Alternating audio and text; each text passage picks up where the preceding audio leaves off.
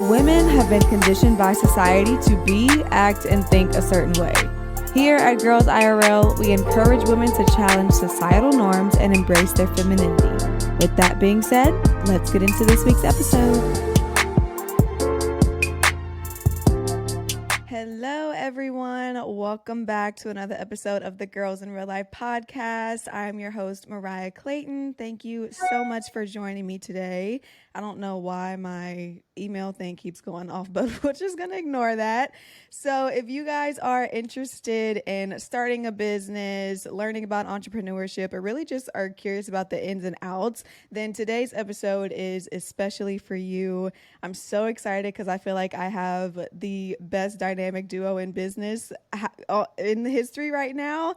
And I'm really excited. As you guys can tell, I'm literally like, I can't even get my words out because I'm fangirling so hard. But today's special guests are Sharon and Jordynn, who are the founders of Insert Name Here. And if you guys did not know how obsessed I was with them and this brand before this episode, then you will definitely know how obsessed I am by the end of it. So Sharon and Jordynn, thank you so much for joining me today. I am so over the moon excited. No, we're really happy to be here. We've been obviously a long time fan. You've been like one of the early supporters of INH, and we're super excited to support you. We love the podcast so far and everything that you do. So excited to be here. Yeah. Thanks for having us on. When you guys reached out and wanted to be a guest, I was like, absolutely, because I've been wanting to do an episode just about like entrepreneurship and starting a business, just because I feel like so many people have been curious, and a lot of people these days, want to be their own boss and want to have their own businesses, but it's really difficult to know where to start. And then when starting, you reach all of these different obstacles and hurdles that you never could have even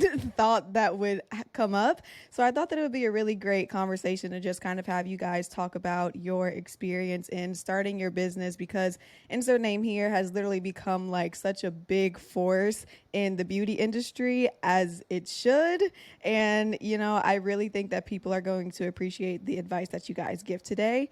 But I guess before we even start talking about like INH and how you guys even came up with that entire concept, I kind of want to start back at the beginning to see where you guys' passions for marketing and business even kind of came from. Yeah, for sure. Do you want to start? I don't know. We tell the story all the time, so we're like, who wants to take it this time? You want to take it? So Sharon and I are both like going way back, because I think it's like an important part of kind of our story is we're both from really, really small towns. So I'm from a really small town in Wyoming called Ten Sleep, Wyoming, like population 200 people. And Sharon's from a really small town in Arizona called Rio Rico, and it's like a border town. I feel like I can like say this as if I was you. I know this whole thing. Both from very small towns. Both ended up getting a scholarship to Pepperdine in California. And I don't think at the time, had you ever been to Pepperdine? No. Yeah. It was my first time. We didn't really know what we were getting into, but we ended up at Pepperdine, which is a very unique college experience. It's in Malibu. It's very religious, also very wealthy. I think things that, like the wealth that I think we were kind of exposed to there was something we had never witnessed before.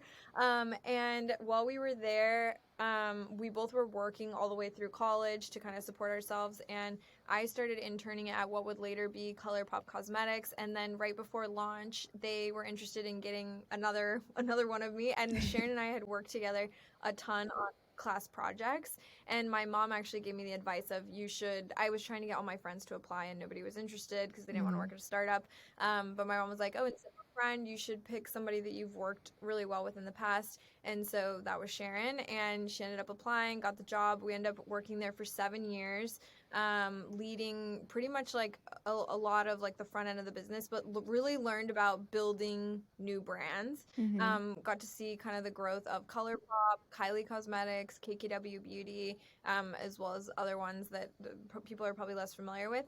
And while we were there, we realized, one, that we really love working together, and two, that we really love building brands. And so we had kind of this idea for a hair brand. It was like adjacent to the color cosmetic space, which we really loved because we saw all of the like creativity and all of the confidence that like color cosmetics can bring. Mm-hmm. But we recognized that there was that kind of interest in hair, but there wasn't necessarily the same level of availability or education. And so we were kind of looking into that space. And then very serendipitously, our third co-founder, who's not here with us today, but we'll pretend like he's right here, is Kevin. And he reached out to us. We met him through BeautyCon, and he was familiar with what we had done at ColourPop, and was like, oh, if you could launch anything, what would it be? And we told him like we were interested in a hair brand, and so then the rest is kind of history. And then we officially launched INH in 2018. Well, I don't like to say 2018 because we officially were out and about talking about it in 2019. Yeah, like May of 2019. Yeah, 2019. And then have it quickly expanded from like hair extensions to hot tools to hair color to now hair care. Oh my goodness. Yeah. Well, I feel like that is just a whirlwind of an experience. And I actually had a friend who went to Pepperdine to get her master's. So I've been on the campus. It's absolutely beautiful. And like you guys said, like that wealth and that money that's out there, it's kind of like culture shocking almost. But I guess, what'd you say? I was saying like if you don't know what Pepperdine is, it's where they shot Zoe 101. Mm-hmm. That's how everyone knows about it. Yes. So I'm like, if you are a 90s baby and you watch Zoe 101, then you have definitely seen Pepperdine's campus in the episodes. But I guess I kind of just want to talk about y'all's experience in college before we deep dive into the branding and all of that stuff. Because I want to know, do you guys think that your college experience kind of prepared you fully for your business ventures, or do you think that you got a lot of your experience from being out in the field and working and being hands-on? This is actually a common question that we get quite a bit on DMs from college students, and I think college teaches you discipline and it teaches you networking, but I don't think the material that you actually acquire in school is applicable in the real world, just because the real world is moving so fast. Like the stuff I learned in college, it was like old school dinosaur textbook definitions of marketing. Like Instagram, social media was like not even mentioned in these textbooks because it was like billboards, out of house like that's what's covered in those textbooks. But now I think in the real world, like the world is moving so fast that it's not as applicable, I would say. But I do think like kind of going back to like the discipline and networking is the one thing that I really truly encourage everyone to practice and like get used to it and get out of your comfort zone, because you just never know who's going to connect you where. Like who would have ever known that the one girl that I randomly met in my capstone marketing class would lead me to a role at what would later become like one of the biggest cosmetic companies online, you know? So it's just, and then we'd be together for like 11 years.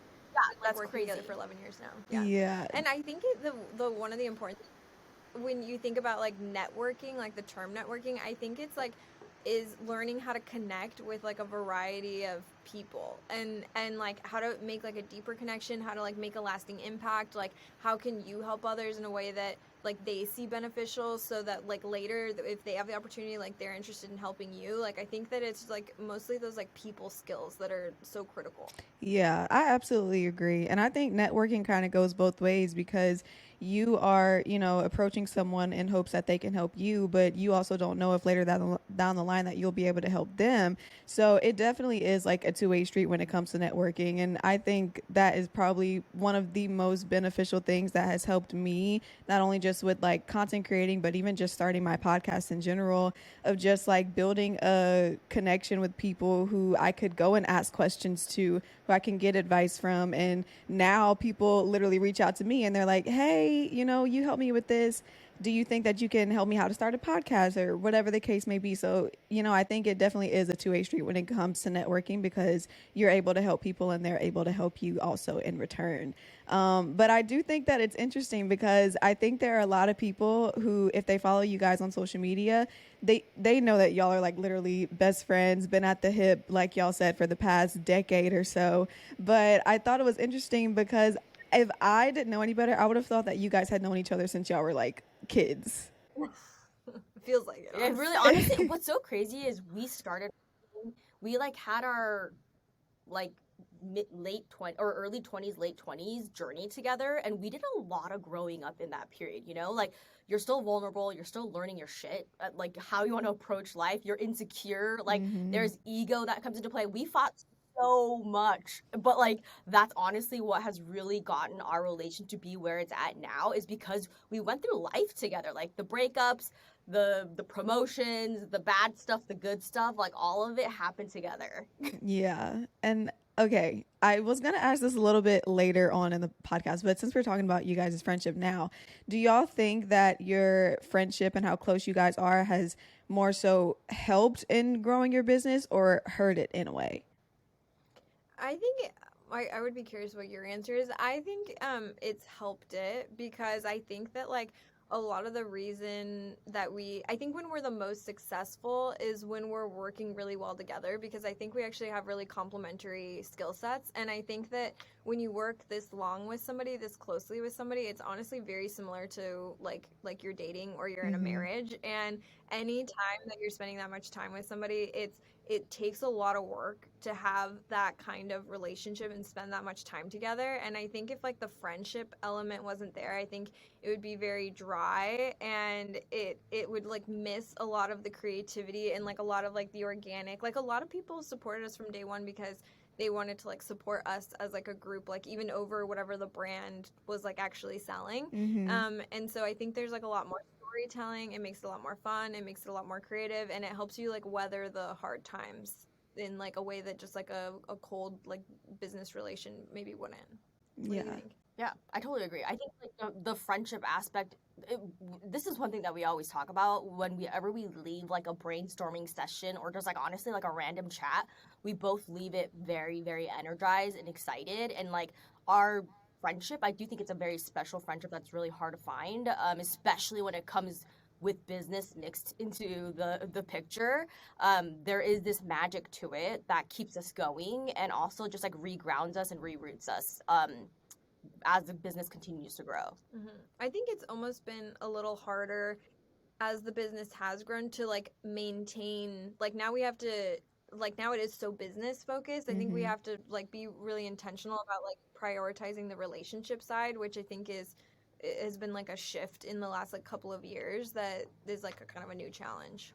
Yeah, I was just curious because I feel like you hear so many stories about friends who start these businesses together and one person gets money hungry or something goes down and you hear all these dramas and all these scandals, but it just seems like you guys work so well together that like I would literally be shocked if anything like that were to happen, because I'm like, I could just tell that you guys love and care for each other so much, and you guys care and love the brand equally so much that like if y'all ever had a scandal, I'd be like, that's not true. I wouldn't believe anything anybody says. I'm like, if I don't hear from Jordynn, then it doesn't matter.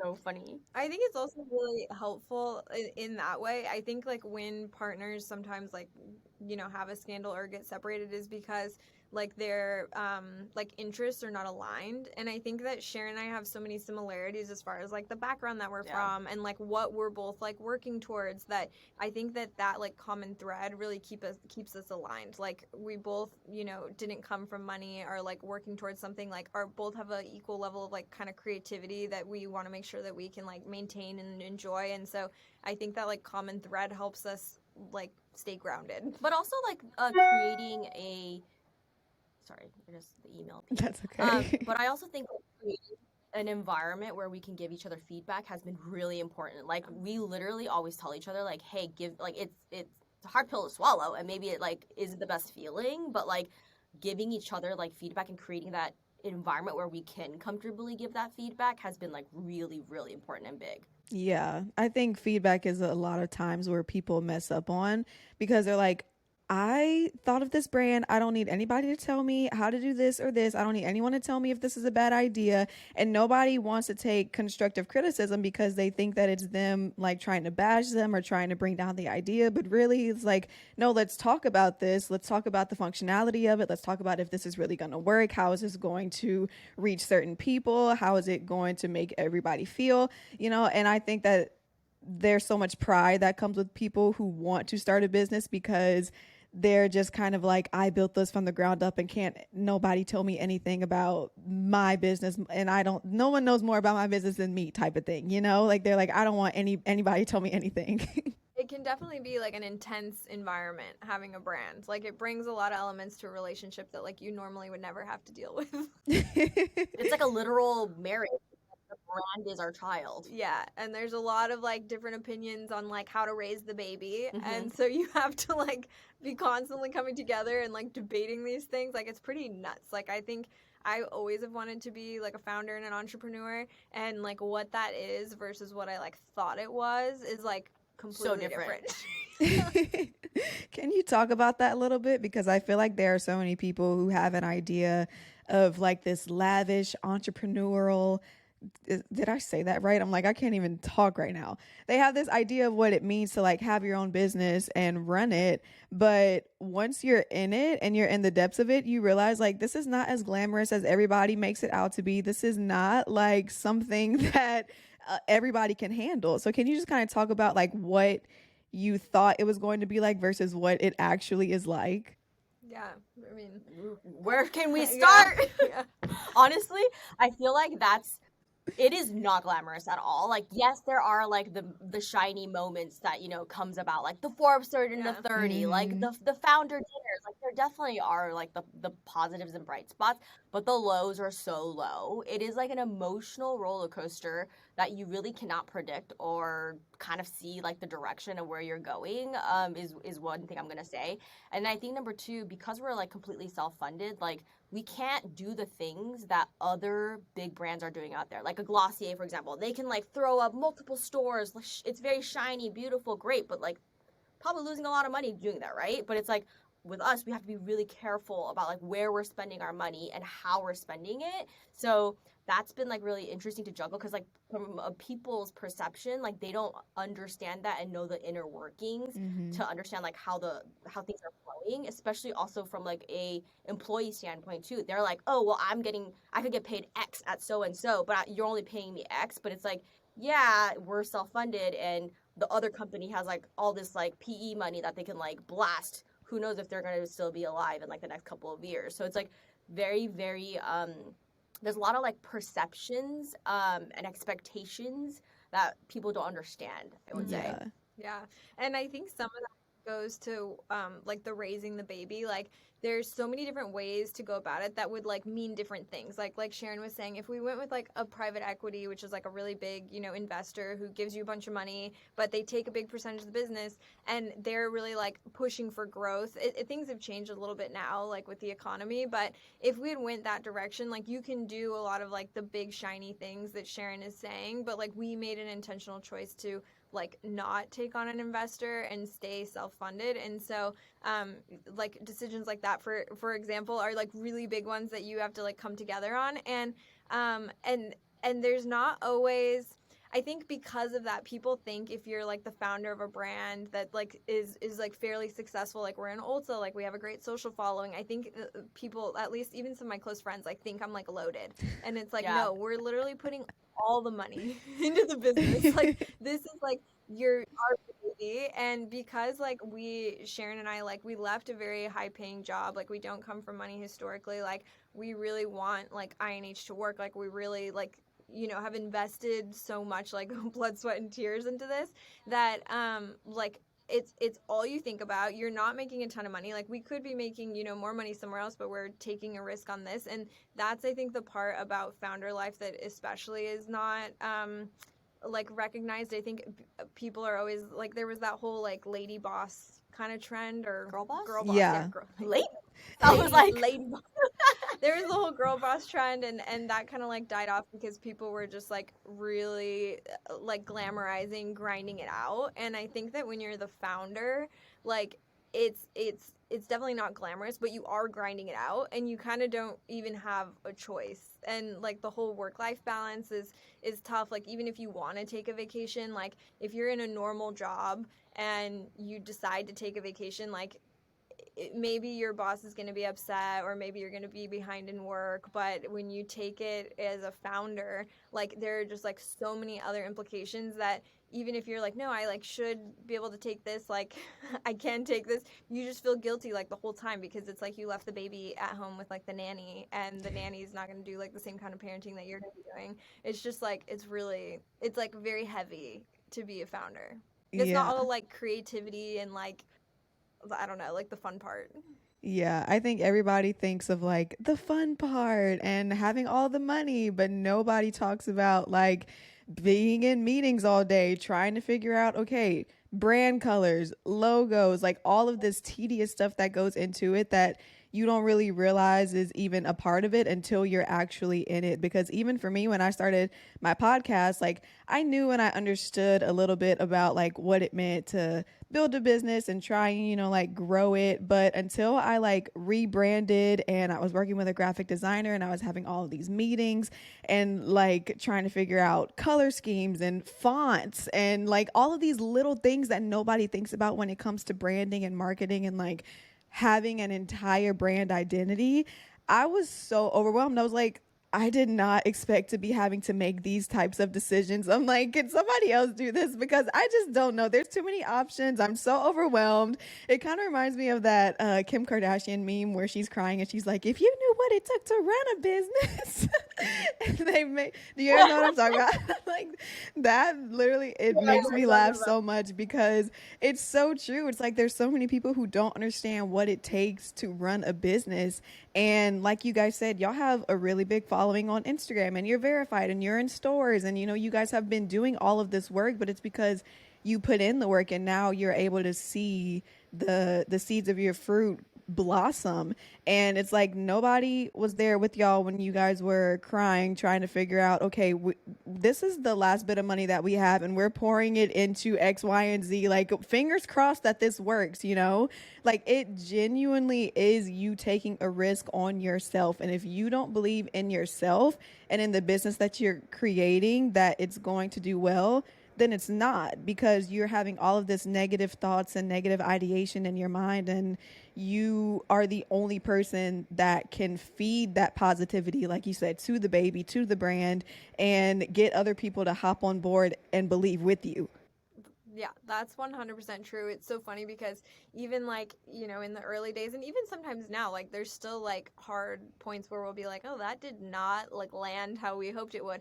But I remember we had like an event and it was one of our early events and we were super excited and like we spent a lot of time planning it and like nobody showed up to the event. And the team, Sharon is so good about, I think she like we have like a gold star, we call it, when somebody like really contributes something in a big way. And I think one of Sharon's like gold star contributions like continuously to the brand is like she's incredibly optimistic. And in this event when like nobody came, everybody was kind of like, oh wow, like wow, we're like losers. And Sharon was like, what are you talking about? She's like, remember when we were at ColourPop? Like, remember these other, like, we're fortunate that we're like micro influencers, so we get to go to some of these other events. And she's like, there's nobody at these events. She's like, it doesn't matter like who's here. She's like, it matters like how you make it look. And she's like, give me that, like takes the phone. She's like Exactly. filming all this like cute content behind the scenes, like makes it look completely epic. And then she's like, it doesn't like matter, like there's gonna be times where nobody shows up, but like it matters that like we make it look cool and we think it's cool, and we can't make it look cool if we don't think we're cool. So I Exactly. think that that's always, yeah, No, I love that. yeah. Because really, it's like you said, it's not about if anybody's here, it's about how it looks. If you can, get behind the scenes and like show people, quote unquote, people, even if it's just the employees, having a good time, how cute the little dessert table is and where the photo ops are, like people are going to be like, they're gonna have FOMO. Like, dang, I missed out. Like next time INH has an event, like I want to be there because I saw them post this, and this, and it was so cute and it was so cool, and I want to be a part of that. So sometimes you just have to fake it till you make it, and that's just honestly the tea. Yeah, that is the tea. Okay, so I kind of want to know, because I know you guys both worked at ColourPop and had jobs there. What were some things that you guys learned while there together that kind of helped you be able to branch off and start your own business? That's a good question. I think the biggest thing on my end, and probably for you too, is like learning how to be good content creators. Like we were in front of that camera like all day every day when we were at ColourPop, and it was so natural to us. And it to this day I get that compliment from like fellow founders in our like circle that's saying like I could never do that, like I just don't feel comfortable enough. And I'm like, sometimes like, why do I feel so comfortable? It's, oh yeah, because I spent 8 years of my life with a camera in front of my face selling products and a story, right? So I think that was probably like the biggest thing that I walked away with that I still use to this very day. Yeah, I think that's a good one. And I think that's been like a tough one for me because I, like, after leaving ColourPop was like, oh, I don't, like, that was like a part of my job there, but like it's not a part of my job here. And I think it's taken me a while to realize, like, no, that's actually one of my like greatest strengths that I can bring to the brand is making content. And it was really funny because I was at a founder dinner, like, Last week. very recently, Yeah. last week. And this other founder who's also in the hair space was like, oh, you guys are so lucky because like we would love to hire somebody like you who's like as good as you guys on social, but like if they're as good as you on like camera, then they're starting their own brand. And I was like, oh, and it's something that like I don't ever try, like I didn't like recognize the importance of like me like giving that part to the brand. And so it's just like funny because I think that is totally one of the biggest things. Like we got a lot of airtime, like a lot of practice in, a lot of reps. Yeah. And I think maybe the second thing is like grit.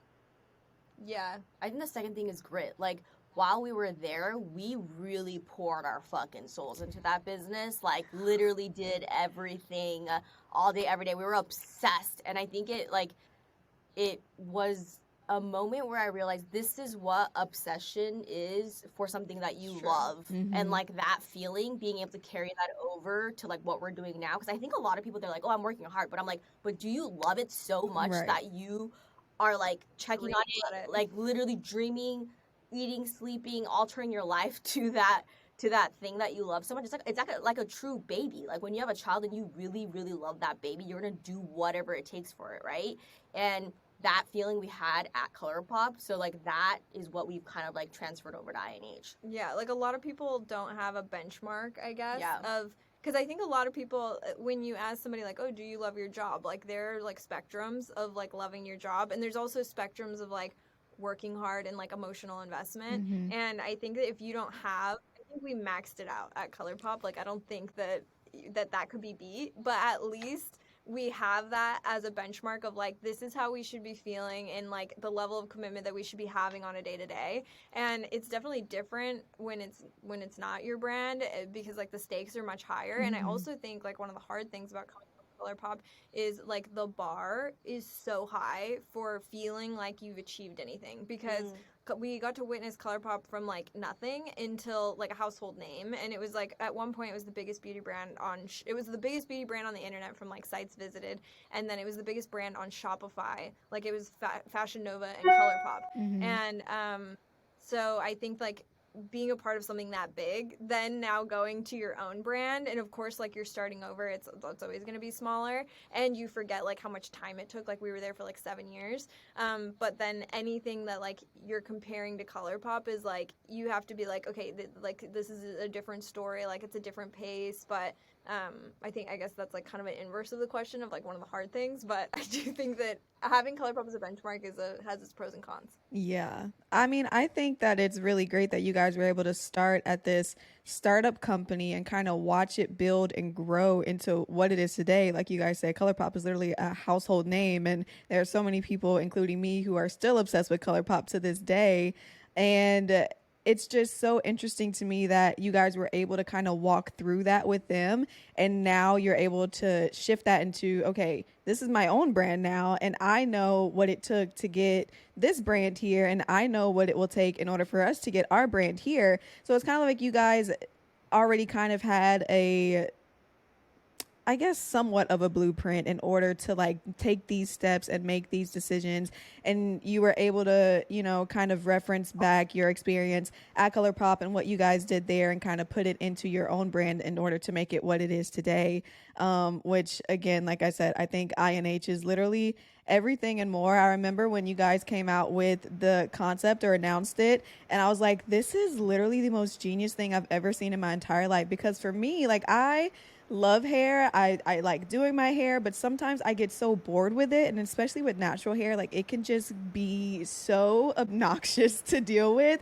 So I'm like, you telling me I can literally throw in a ponytail and make it look like I have straight hair, or I can put in these extensions that I'm literally wearing right now and make it look like I have these beach body waves going down my back, in literally seconds.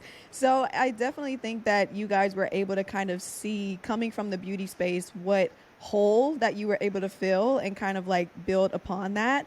So I guess my next question is, when building a business, like how did you guys decide, okay, this is the route that we want to take, and why did you decide that? Well, I think for hair in particular, like Jordan and I fell in love with the colored cosmetic space, which is funny because we didn't wear makeup. Both of us didn't wear makeup at all.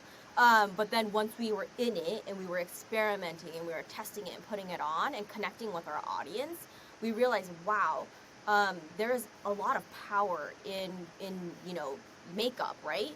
So then when we started looking at adjacent spaces, we were like, wow, like the hair category is very underserved. Like there's no real mass brand out there. Like if I were to waltz into a Sephora or an Ulta, like I would never be able to find this type of product. Right. Is what kind of came across our mind.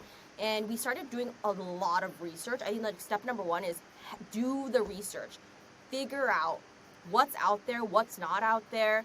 How, if something is out there and it's maybe not to exactly what you're looking for, like how could you bring innovation to it? Because I think innovation in product is extremely important nowadays, just because you can launch anything you want now. Like Right. you could go to literally Alibaba and just be like, okay, I'm gonna slap my logo on like a nail cure or like a face like massager. There's so many options now, right? So the ability or the importance of innovation in product is honestly extremely key. And then I think number two is like figuring out like how big is the market, like can you scale this? Because if you pick something too niche, you're not gonna be able to scale it, and you're only gonna be able to put it in that pool for so long. And also, like, is it a trend product? Like, is it hot now and it's gonna be gone in like 3 years, Right. or is it a long-term product category that you can grow within? That's super important. But those were like definitely things that we like kind of looked into before we really dove into the hair space.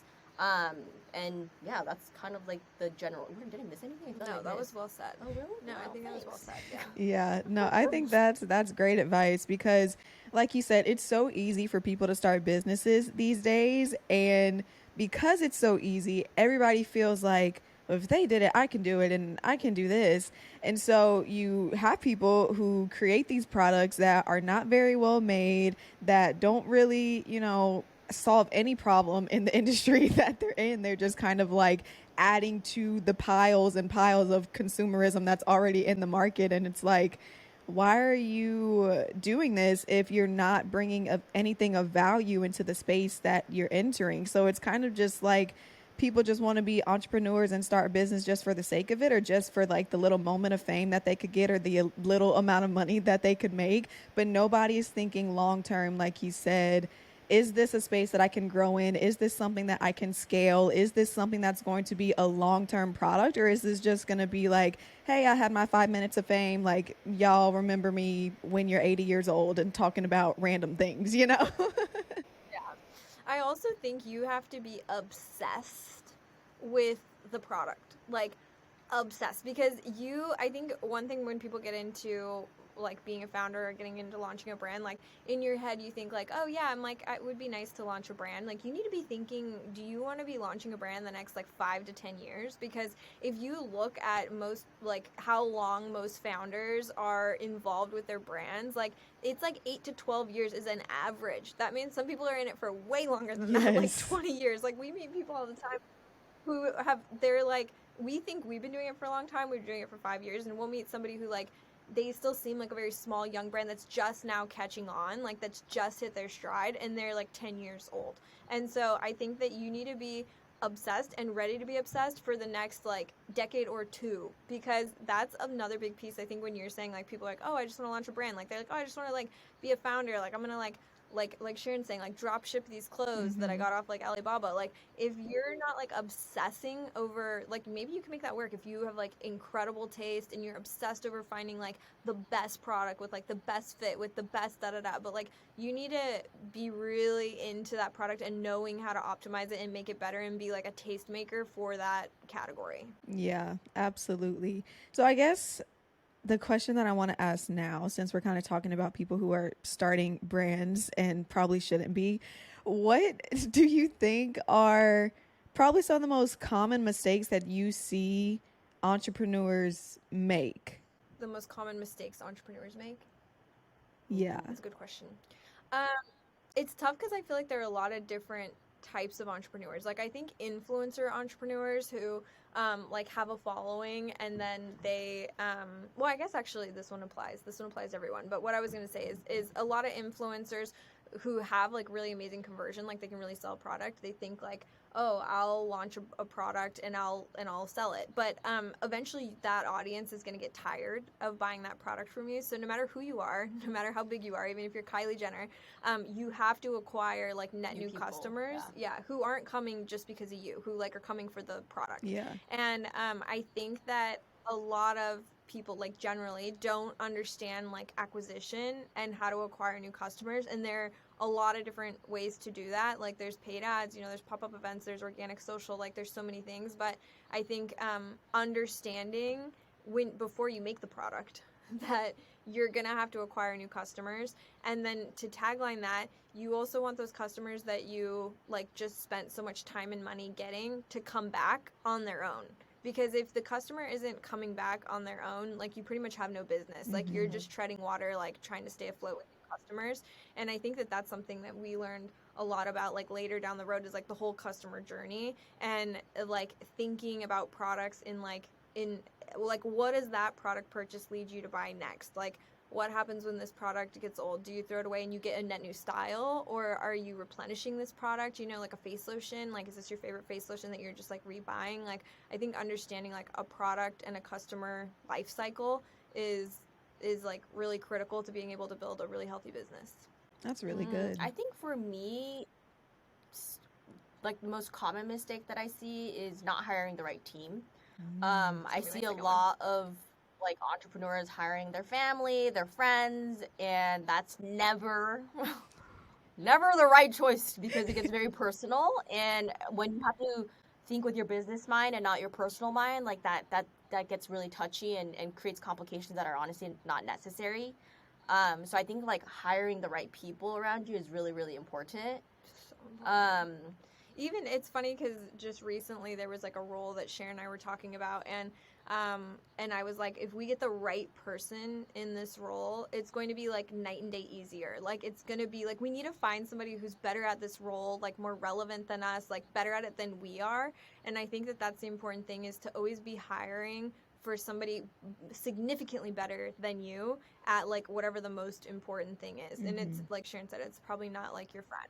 It's just unfortunately probably not, unless you need somebody who's like a catch-all who's going to grind it out and you really believe that like they'll have that kind of fire. Yeah. What are some other mistakes? I think another big one that we see often, especially like, I mean always, but I feel like now is getting an investor really early, which was also a big learning curve for Sharon and I, and luckily our third co-founder knew way more about this than we did. But a lot of people go out the gate and they give away like a really big chunk of their business for money, like to get money for the brand. And I think that that's really tough to do in the early stages, because you're still figuring out like what works and what doesn't. And once you get an investor and you get a bunch of money, there's like a lot of pressure and there's more cooks in the kitchen. And so ideally, like you can start something that you feel like you're really passionate about and you know about, and you can figure out how to like make it be break even. Like even if you're buying like 5 units of something and just selling those 5 and like building on it, I think like building slow is way smarter than building fast. Yeah, I think those are all really good tips and things that I would not even think of. But going back to like hiring the right people, I think that you have to be able to have that discernment, because you can't surround yourself in a room full of like-minded people. You have to find people who are going to know things about things that you don't know about. You have to find people who are going to call you out on your shit. You have to find people who are going to be honest with you. You have to find people who are literally going to, take your brand from one level to the next, not just find like some yes man who agrees with every single idea that you're going to throw out there, and y'all are going to waste all this money on all these campaigns and all these pitches and all of this whatever. And now you're looking back and you're like, dang, like, why didn't this work? Well, it's because everybody in the room has the same thought process as you, and nobody is challenging like, well, what about this, or what do you think about this? So being able to surround yourself with people who can kind of tell you and lead you in directions that you probably wouldn't even think to necessarily go, I think, like y'all said, was super important. But I guess I kind of want to talk about the investors for a second, because that's like a lane that, one, I've never even like thought about. I'm like, that's just a whole nother thing that I could not even ever fully understand. But I do think that there are so many people who, when, like, okay, let's take Mael Organics, for example. They just sold their company to P&G or whatever the case may be. In my mind, I'm like, oh my God, that is so freaking huge. But then, like, I read comments under the post, and they're like, you just sold your brand. Like, this is so stupid. You're like, why would you do this? So, like, what is the truth here? Like, should businesses be aspiring to, have their brands owned by these big companies and kind of funneled under them? Or should brands fight to continue to have like that same independence that they started with? Well, I think like in the case of Mael, like she's been doing that for a long time. Like years, at literally some point, years. yeah, I think at some point, like people want to be rewarded for all their hard work. So an acquisition, honestly, like good for her. Like she is walking away with the money bag, and like she deserves it. Like she built a monster empire, and like I think from like an entrepreneurial standpoint, like if you build something for a really long time that has value in the market, then 100% like you should sell it. Yeah, you should eventually sell it. Like great, like that's a big pat on the back. Like that's how you make rich people in the world, right? They sell their businesses, right? So I think on that sense, like amazing job on that end. But I think an acquisition is also different from like getting funding. Those are two different buckets. So like if you raise money, for example, like Jordynn said earlier, like you're giving away equity in order to get capital to like grow the company. And it could be in the early stages of the business or in the late stages of the business. In the Mael example, like they're getting capital to grow the brand to be even bigger than it is now. And if you have like P&G's backing, like they're gonna like blow that thing up so that you can find it anywhere and everywhere at like the best price, and really help optimize like the operations of it. But if you're like an earlier stage brand, you could take capital, but I mean it could get a little complicated. Like Jordynn was saying, like taking funding too early is not the best idea. So I think it depends on where you're at. I think for the consumer, like it always depends what the deal is. Like if an investor like P&G or something, it usually P&G is like an acquisition. But if they're like acquiring your brand, like they're buying it the whole thing outright, then I can see why the customer, like the consumer, like those comments that you were reading, I can see why those people would be upset, because when you completely sell something, like you are transitioning, like you're wrapping up, like maybe you're there for a couple years, usually they lock in founders, but you are like planning to leave. And I think to Sharon's point, if you've been doing it for a really long time, like eventually you have to leave. Like it's so hard, it's so much work, like and so I think on the consumer side that it probably is a bummer for them, because like there is going to be a change of hands. Like the heart and soul, who typically is the founder, like eventually is going to be phased out. And I think that that's where a lot of the like bad vibes like in the space come from when they see these acquisitions happening, is because they know eventually it's not going to be the same. It's not going to be the same. And that's just because the founder is like the lifeblood, and if the founder eventually, which they will eventually, leaves, then like it's going to transition to like a slightly more diluted version of what it was. Not like always. I think I can't like name one off the top of my head, but I'm sure that there are some acquisitions where the founder left where they were able to like really maintain the community. There like has to be, but I think it's not that common. Maybe Briogeo? Nancy's still involved though, right? Yeah, she's still like super like what, like maybe when the founder leaves, like I don't know, but I think that that's why a lot of people are like, you shouldn't have done it, because it turns just into like a more commercial version of what it was. But sometimes like one, eventually the founder's gonna leave, like that's just life. And then Yeah. two, sometimes you have to take on money to like, yeah, take it to the next stage, like Sharon was saying. But you should celebrate. I think people should celebrate, especially female founders, like winning. Like that is a huge win for her. Yeah. Yeah, I think there's stages in a business. You should try to stay self-funded for as long as you can. That's like one stage. And so you should enjoy it. You should like milk it for all it's worth. Then when you go and you get an investor, like you should celebrate that. That's like huge if you get an amazing, incredible investor. It's hard to get an investor these days. So that's a new chapter that should be celebrated. And so I think it's just, yeah. Yeah, it's just consumers, I guess, not understanding that life cycle of the brand, and like you said, being self-funded, being able to get investors, being able to go to this next level, and then ultimately being able to sell it, which is, like you said, the dream that everybody wants. Like everybody wants to be able to build a brand that's so like loved and consumed that somebody like P&G would want to back it and be like, yeah, we can run this for you for the rest of your life. Like you don't ever have to put a hand on this again, because like you said, you've already put in that work. You've already, like did the blood, sweat, and tears, and you've gone through this tier of life stages of your brand. And now you're able to like see the actual benefits of the labor that you've put in for literally like Mariah, like for the past like 20 years. I mean, I've been following Mariah for a long time. It was actually one of the first brands that I used when I decided to start going natural, and just being able to see like how she's built that brand to what it is now. I'm like, you go, girl. And like you said, celebrating female founders, because there's just not enough of them out there, and especially Black female founders.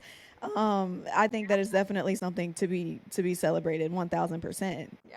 I also think a tough thing with female founders is I think that there's also like a much more critical eye on female founders of like how they're running a business. Like I think that when it's like a male founder or like a male CEO, like even if they're a bit more cut and dry, like a bit more business, like very direct, like it's just taken differently than when it's from like a female founder. And so I think there is just always like a lot of pressure generally on female founders and like how they're doing things. And so for her to have like been doing it that long and then to have like such a successful like exit, I think is just like really very impressive and like you said, like very rare. Yeah. So as like two fellow female founders, when building your brand and going through your own life stages of like even getting to the start of the launch of the brand, what do you guys think is probably the hardest thing that you had to overcome or deal with when building the brand to what it is now?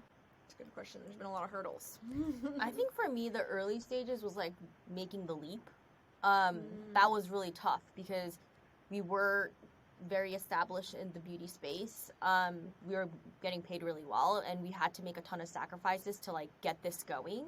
So I think in the early stages, like the leap, and then like having the faith that you can push it through.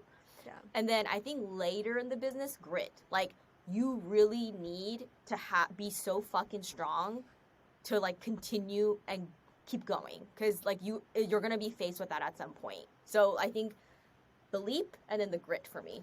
Yeah.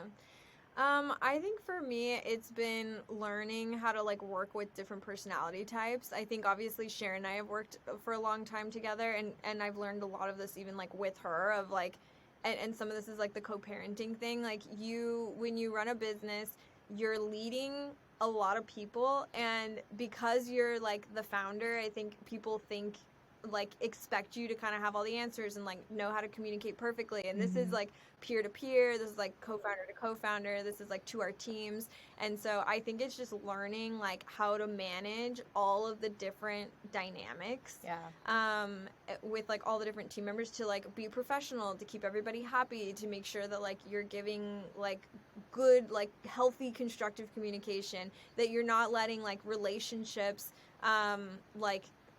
like impact smart business decisions. And that's like happened across the board. Like it happens with Sharon and I, where we have to be like, okay, is this like a friend decision or is this like a business decision? And then it happens with like team members that we have, where we're like, as a person, I'm like, I love you, like you're amazing, you're great, you're sweet, I really enjoy working with you, but like you're not a fit for this role. And so it's just balancing all of that. I always thought that I was like a pretty good communicator, and then I think you become like the founder of a company with like 20 employees and you're like, wow, a lot of work to do.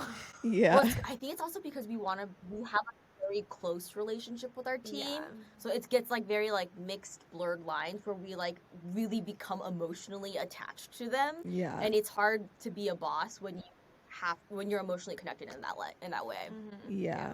And I think that's, What I guess that's what a lot of men will say is wrong with female leaders, is that, you know, they're so emotionally driven, and, you know, they make decisions based off of how they feel. But I honestly feel like, yeah, if you don't know how to control it, that could be a detriment to your success, but it also could definitely be a superpower.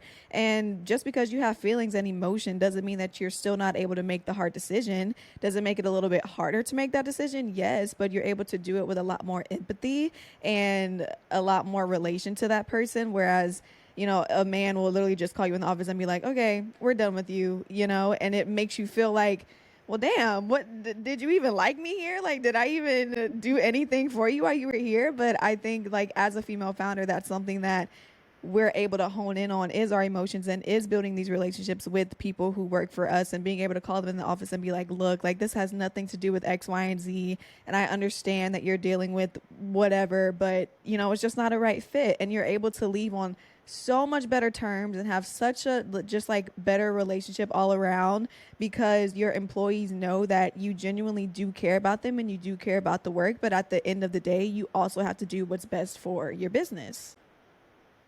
Yeah, exactly. Yeah, that's exactly. The next question that I wanted to ask was, what is something that you guys think kind of sets insert name here apart from like other hair brands, you know, whether it be like your branding, whether it be the hair pieces that you guys have, the concepts that you guys think up. What do you guys think separates your company from all the other hair companies? I think number one is approachability, and I think that comes through in our price point, how easy our products are to use, the types of products that we launch, how we speak to our customers. It's very casual and kind of like older sister energy. We never want to be like the super cool girls where you feel like, oh, I wish I could be like that one day. Like, that's not our style of communication and branding. Like, we're very much like your older sister that like wants to like help you through it, and like will give you tips and tricks to like achieve a better you type of thing. I love that. I think that's one of our biggest things is, and it's like achievability, accessibility. I think that's definitely one of the biggest ones. I think another one is like community. I think when we very first started, obviously with Sharon and I, we had a lot of early supporters, like I mentioned earlier, who were like supporting just Sharon and I, but we also had a really big group of people who, like you said, were just like, wow, this is like a really amazing product that does like change my day-to-day life. And that we get so many messages from people with like thin hair or damaged hair, or who don't even know how to style their hair, and they're like, oh, this gave me so much confidence wearing this. And we have a Facebook group now of like some of our VIP, we call them like the babes, like INH babes, and those are like the diehards, and I think that they are a really big aspect as to why the brand has been so successful so far, because they're sharing with all of their friends, they're buying every single thing that we launch, like they're just like so critical to the success of the brand. Like, you can't have a brand if you don't have, you know, like an avid base who's like constantly supporting you. Yeah, I think it definitely like cuts through when I'm, you know, looking at the social media pages and even just following you guys, is because I feel like, one, you both like post about the brand literally probably every single day, or like, you know, like you post something in reference to it. And for me, it just kind of reminds me like, oh yeah, INH just came out with this product, or they just decided to do this. Like, let me go on the website and like see what else is going on. So like, with you being able to talk about it so frequently, and then having that community to back it up as well, and to like repost your content, or to even just like organically create content for you guys that you can then repost. And another thing that I think you guys do really well is that you engage with your community. Like, there are so many brands that, you know, don't talk to their consumers. They don't respond to comments, don't respond to DMs, don't repost content. And I think that's one thing that you guys do very, very well, is that y'all actually love to see people reposting your content, and you want to reward them for, you know, giving you that organic marketing and be like, hey, like, check out this girl, like, she styled it this way.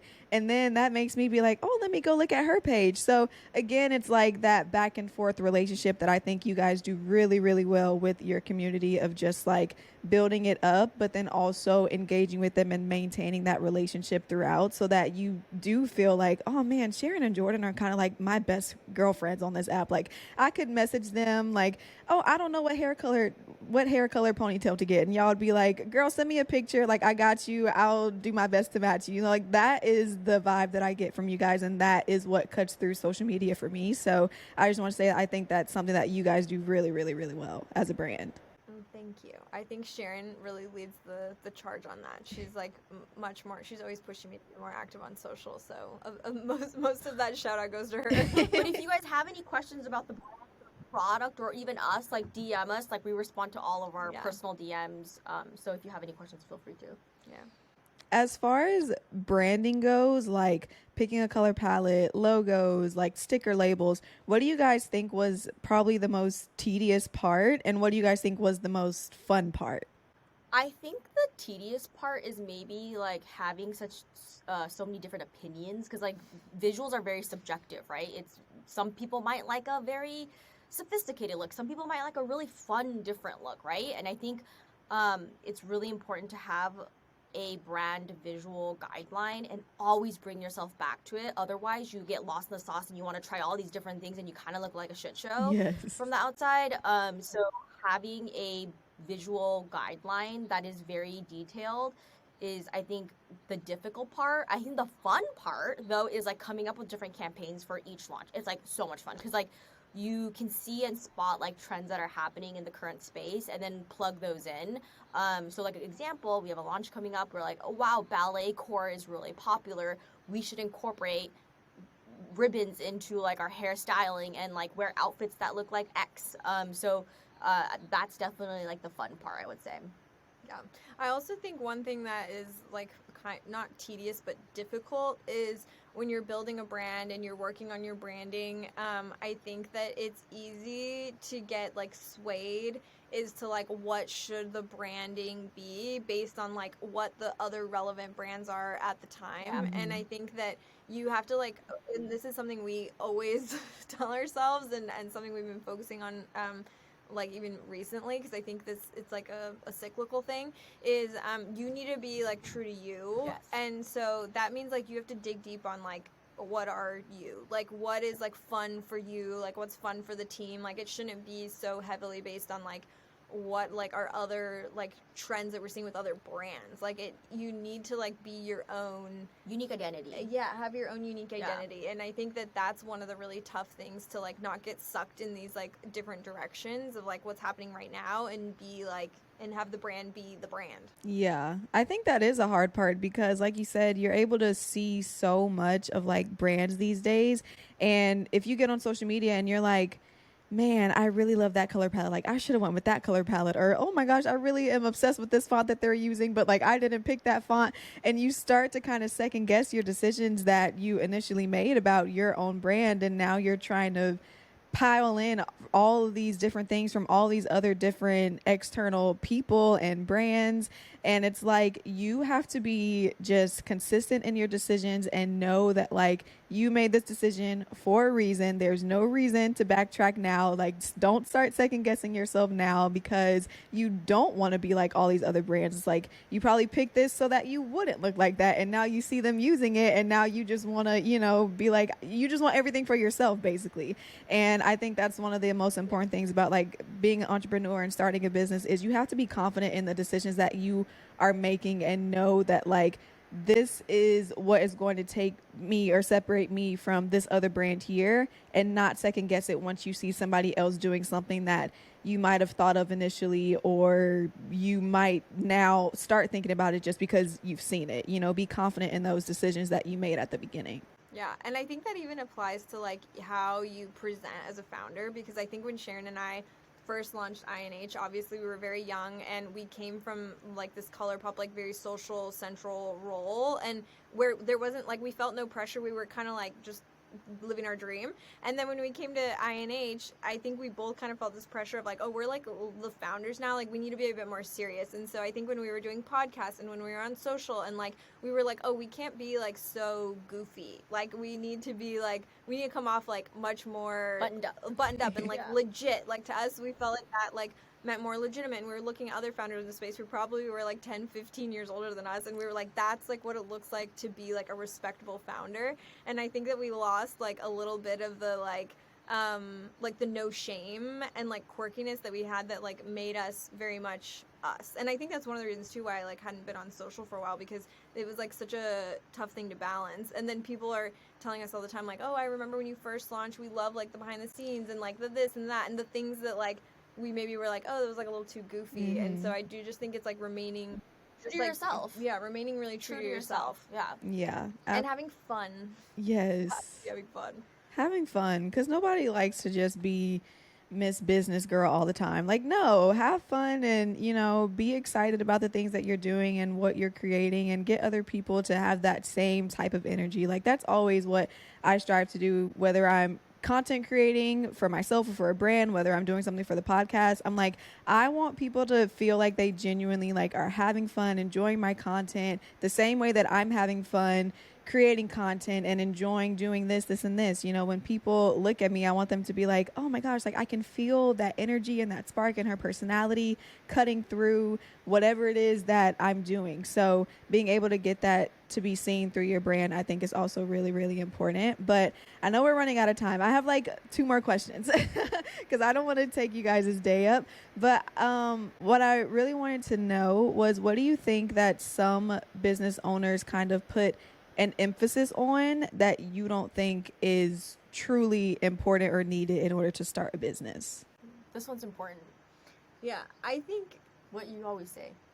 The too soon, if you started that one? No, the what's done is better than perfect. Oh, yeah. I think Sharon is saying something that we always talk about is like done is better than perfect. And that was exactly another quote that I read that goes with this is, if you wait to like go live with your brand when it's something you're like proud of and it's perfect, then you waited too long.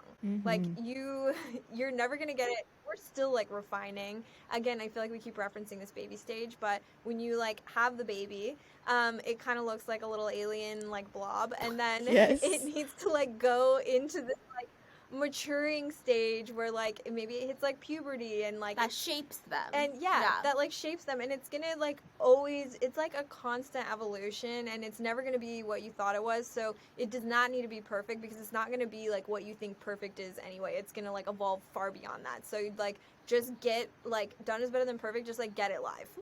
Yeah. I think that's kind of what stops a lot of people from doing a lot of things in life, is that like, I want it to be perfect, or I want it to be this type of quality, or I want it to be this. And it's like, girl, just launch it. Like, just do it. If I would have waited literally 3 years before I launched my podcast, then I would not be where I am today. At the time that I started this, I'm like, I didn't know what a podcast was. I didn't have any branding, no logo. Like, I didn't have anything. I literally had a $60 mic from Amazon and my computer, and sat in my brother's closet and recorded my first episode and like put it out there. And it just amazes me to see, like, from being in that moment to like where I am now, it's like you're able to appreciate it so much more because you watched it grow and you watched it build. And not only that, but your audience and your following is building and growing with you. So they're able to be like, oh my gosh, Mariah, I remember when you said this and this on the podcast episode, and now look at you now. So they're able to have and celebrate those victories with you as well. So I think it's super important to just, like you said, just get it done. Once it's done, just put it out there and see what the result is, because you never know what could come from it. Yeah, exactly.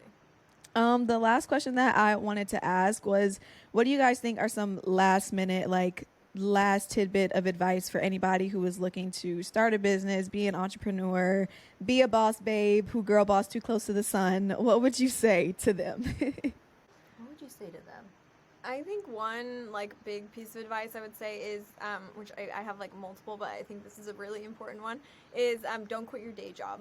I think that like it's really like you can do it on the side. You should do it on the side. It's very stressful. It takes a while to get a brand going, and so like do it on the side, even if that means you're working like all night on it and you're not sleeping. I think that's better until you like have proven traction. I meet so many people who like quit their job to start a brand and then like realize like the founder life isn't for them, or it actually wasn't a great brand idea, or XYZ, and now they're looking for a job and they have no income, Right. and the job market is like, you know, constantly shifting. So that would be my number one advice. That's your number one advice of anything? Well, For that all I think entrepreneurs? it's so applicable. Like so many people just I think my advice, which is, I mean, we say this all the time, like the world is your oyster. Like anything that you put your mind to, you can do it. And if you can't, it's because your mindset is not right. Mhm. So anything that you do, you can manifest that shit. So I think that's my tidbit. we do always say the world is your oyster.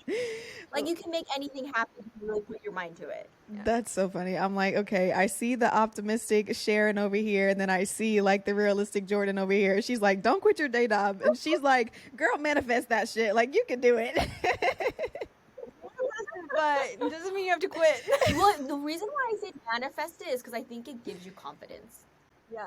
And if you don't have confidence, and I think it's really difficult if you become an insecure founder, because then you Yeah. make decisions Out of that are insecurity. out of insecurity, and I think that is never helpful. Yeah, and like the inverse of that, like if you don't believe it, you can't do it. Right. Like, period. Like if you did so, you just have to like with your whole heart believe you're gonna do it, but still make smart decisions along the way. Yeah. If you don't believe in yourself, you can't get nobody else to believe with you at the end of the day.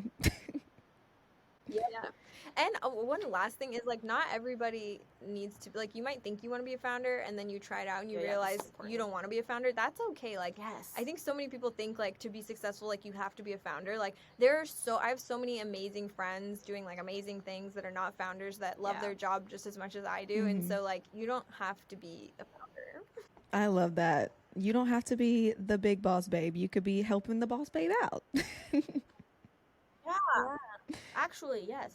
All right. Well, I'm going to wrap up this episode, but seriously, Sharon, Jordynn, thank you guys so much. I think y'all just helped out so many aspiring entrepreneurs out there, myself included. It just gave us a lot of tidbits of information and advice that we can definitely take with us into our next business ventures. But please like leave any social media handles you guys want. I'll also like have the insert name here, Instagram and website in the description of the podcast. But if you guys want people to connect with you personally, just go ahead and like leave your socials or, you know, things. Amazing. Mine's Jordynn JORDYNN.WYNN. That's on Instagram and TikTok. And Sharon's is IMMBUNNY. So I'm Bunny. And I love And then- your Instagram name, by the way. Everyone thinks my name is really Bunny, but it's not. All right, girlies. Well, we have come to the end of this episode. Thank y'all so much for listening. I hope this was helpful. And yeah, I don't know when this episode is going up. I might have had my baby by now. I might not have, but I will keep you guys updated. So I love you guys so much. And I will talk to y'all in my next episode. Bye.